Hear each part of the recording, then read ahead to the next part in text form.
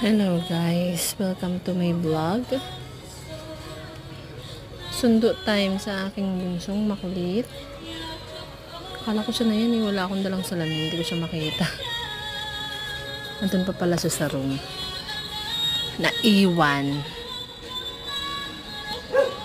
Ayan siya. Nagpapacheck pa siya ng ginawa niya. Very good. Hindi niya alam na nandyan ako eh.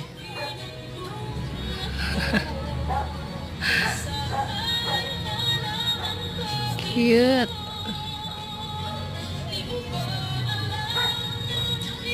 Lahit.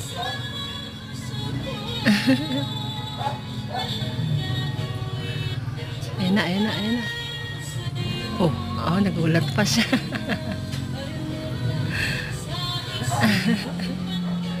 Uwian time. Siyempre, may premyo yan. Alam nyo na. Tuwing uuwi yan, nagpapabili siya ng ice cream.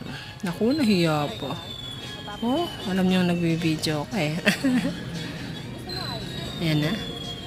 Siyempre, tatanungin niya dyan kung nandiyan si Ninong niya. Tito Ninong. Bibili siya ng ice cream. Ayan na. Madiwara kasi ang anak ko. Maraming kadaldalan. Kaya tuwang-tuwa sa kanya mga lolo, lahat ng mga taong nasa lubong. Ayan na ang kanyang Tito Ninong. Nalibre pa siya ng ice cream dyan, walang bayad. Thank you, Tito Ninong.